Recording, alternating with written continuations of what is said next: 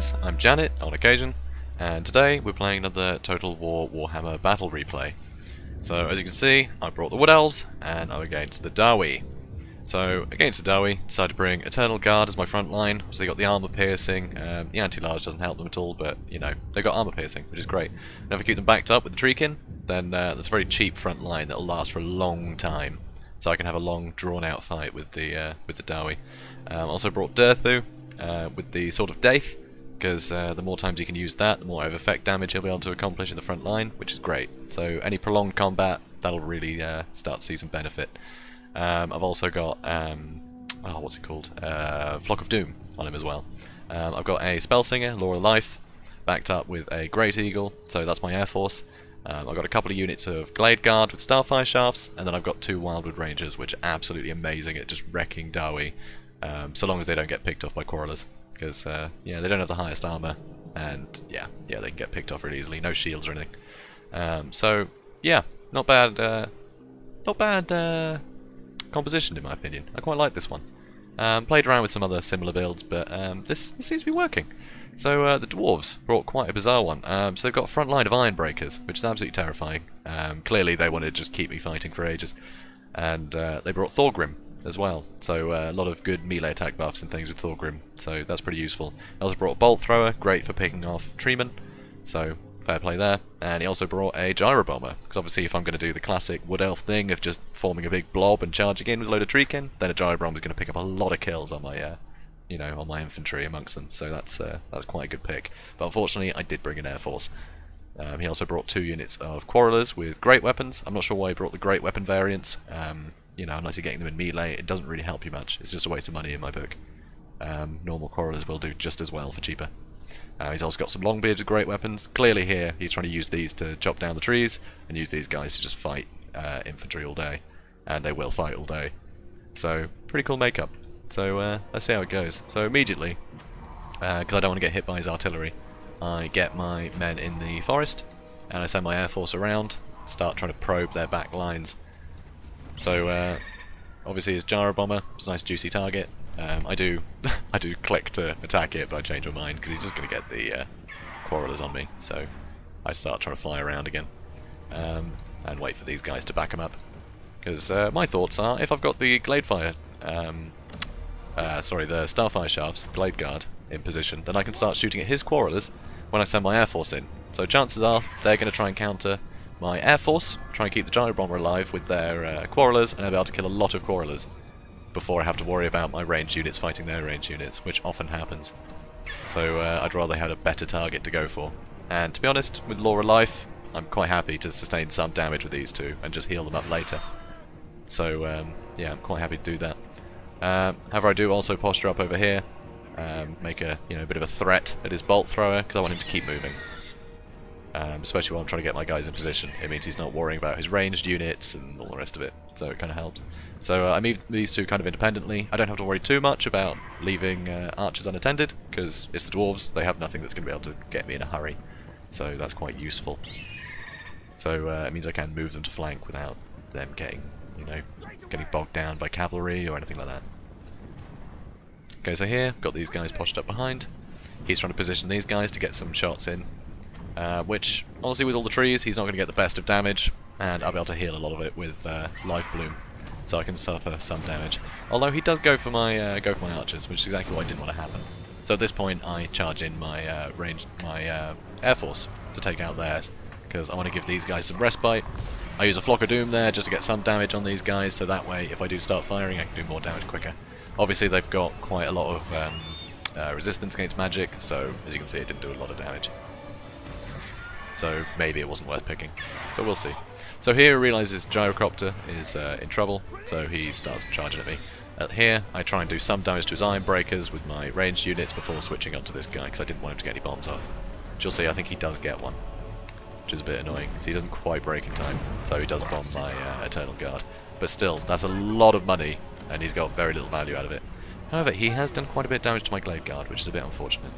But now, it frees up my Air Force to bother his ranged units, so they're pretty unhindered now. And as you can see, he's still trying to shoot them, and I'm still taking out some of his front line, softening them up for my front line. In a second though, I'm pretty sure I do get a bit of a pathing issue. Yeah, so I had to reform. That's already happened. So, yeah, now I've reformed, and I'm going to charge in. I thought I could actually go up here, but it turns out that this is the area of attack. You can't go up this slope. So, yeah, they're all going funneled in here. So it means he does have some iron breakers that just aren't in the fight right now. So, I start getting my Air Force around. Actually, at this point, yeah, I want to threaten his bolt thrower again, because if I can get them off the bolt thrower, then they can't be shooting at me. And I'm trying to pick off his quarrelers with my Glade Guard. So this has started fighting. So against these Iron Drakes, that's going to be very, very deadly. You can see that. Look at that. The amount of Iron Breakers I just hit with. What's his ability called? It's the projectile one he's got. I'll have to look what that's called. I don't want to pause it. So now start threatening Thorgrim a bit. I just want to get him to react with his Iron Breakers and things, keep them out the front line. Put another Flock of Doom there. Not particularly necessary, but it does a little bit of damage. So if I can get them to rout a bit quicker, that'd be great. At this point, I realise my Wildwood Rangers, there's no point them charging up the hill. I can use them to flank, because they're nice and quick, and their quarrelers are otherwise busy or being killed. So that's good for me. So at this point, I realise they only have one group of quarrelers left, really, so I'm going to get my Air Force to deal with them while I get this nice flank. So these miners aren't going to last a second against these Wild Rangers. I leave these here a bit too long, but I do want to get in on the side of these Iron Breakers at one point. So you'll see I will do that soon. Here we go. So charging in my front line, still totally fine. I've been using Earthblood to keep everyone healed again and again and again. Another Flock of Doom went down. I had ample Winds of Magic at this point. I just wanted to do as much damage possible. I was making sure I still had enough Winds of Magic for Life Bloom for when I needed it, but generally doing fine. Here though, start trying to take out his Iron Breakers. Now they're massively in the open. I can shoot them in the back, so they're not going to get the benefit of their shields. So I can get some cheeky damage on these guys with my Glade Guard. So you can see, pretty good, pretty good. So while these guys are out the fight, taking a lot of damage, you know, my frontline fight is going to be easier. And at the moment they're just reacting to try and save these quarrelers, and really their front line is what needs the help at the moment. So again, keep threatening, just keep this guy running back and forth. Now though, he does start to get some quarreler fire in here, but he seems to be going for maybe my Treekin. It's hard to tell, but I can just replenish the health from that anyway, so it's not an issue. So the miners are broken now. The bolt thrower is completely swamped, and I can get my Wildwood Rangers into their back line. See, these Iron Breakers are sandwiched between Eternal Guard and Wildwood Rangers, so yeah, they're in a bit of a tough place to be.